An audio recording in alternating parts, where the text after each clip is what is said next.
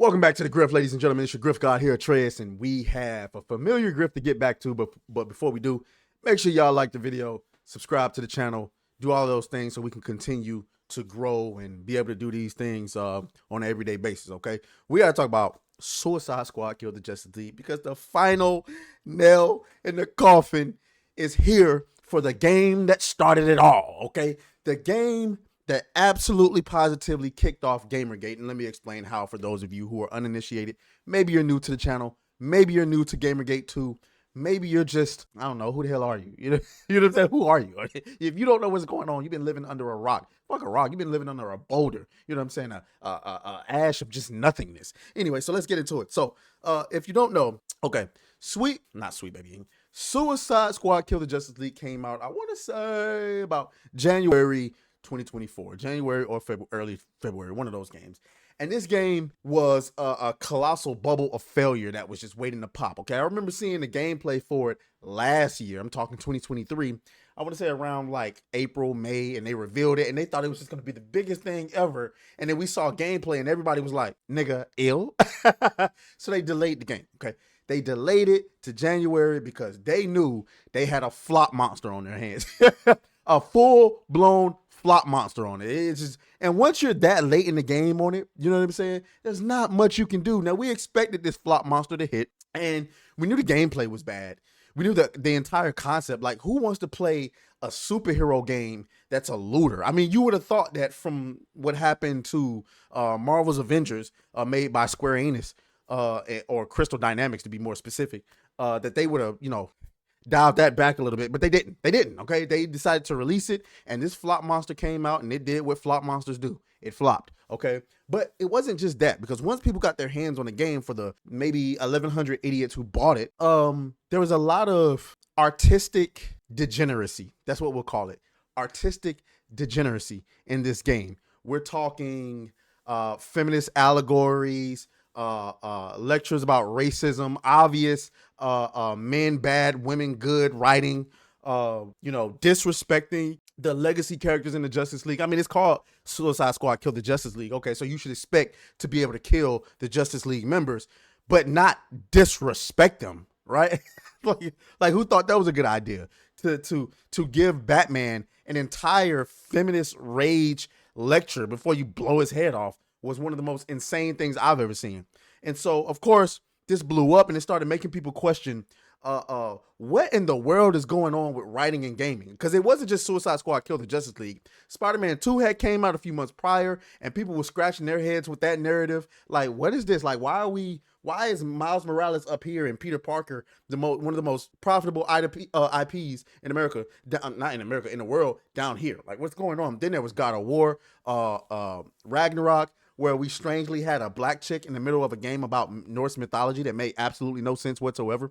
Then before that, you had Forspoken, a game that people were pretty excited about even when it was revealed, and we knew it was going to be a black girl in it.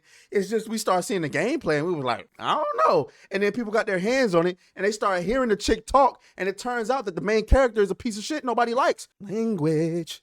But anyway, so yeah, we finally came to the conclusion that there was one company at the center of all of this called Sweet Baby Inc. But see, this isn't about them right now. Sweet Baby Inc., we've roasted them all year long.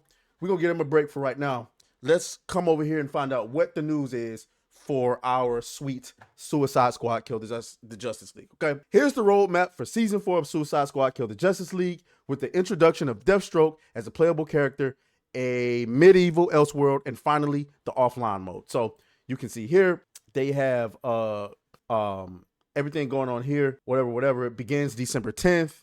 Okay, cool. Offline mode. But see, here's what's going viral. Why would you need an offline mode?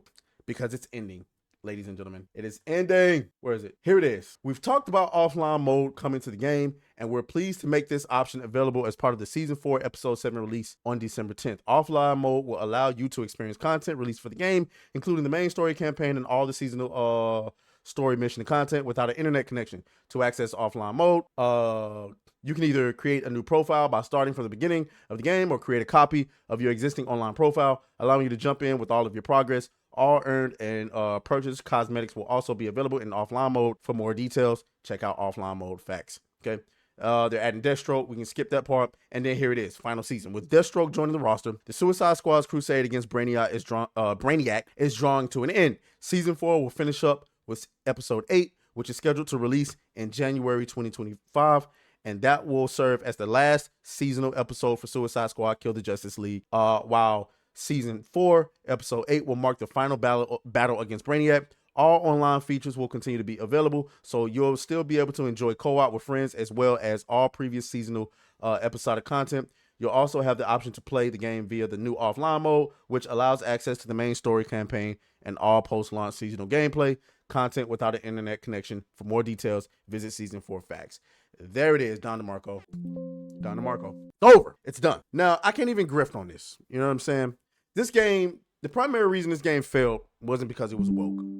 It was just a poor concept, just an absolutely poor concept, a poor idea, a terrible misunderstanding of what the market actually wants.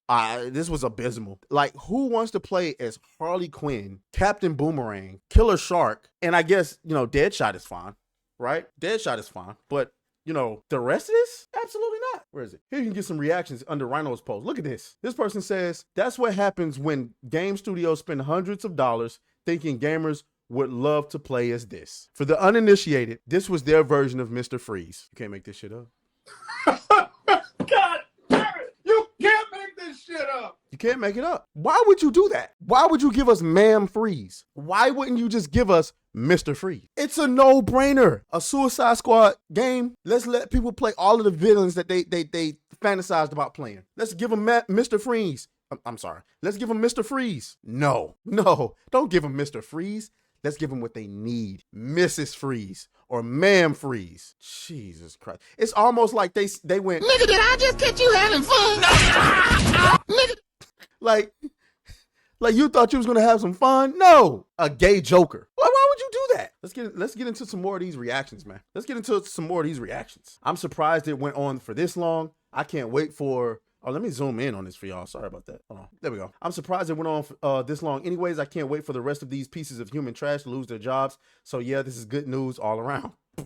Damn, nigga. Damn, nigga. I felt all the pain in that tweet. They said they were going to add 4 characters, and they did. The game is fun in a different way than the rest of the Arkham series. Clearly, there's something mentally wrong with him.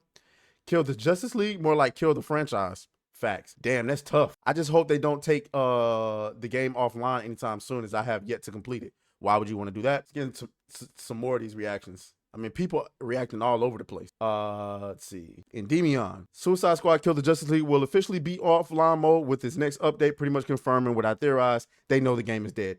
Doubtful it gets any more content beyond this. Would be surprised if it did. They can eventually cut the online functionality and just sell it as an offline single player mode game for the rest of the time now. Not gonna lie, Deathstroke is easily the coolest looking playable character here. Shame they waited to the end to release him. Instead, they led with a lame Joker and lesbian Mrs. Freeze. I personally don't think it's a lesbian Mrs. Freeze. I think it's a tranny. That's what I believe. Jesus. Why would you do this? There it is. Even IGN reporting it now. It's over. It's done.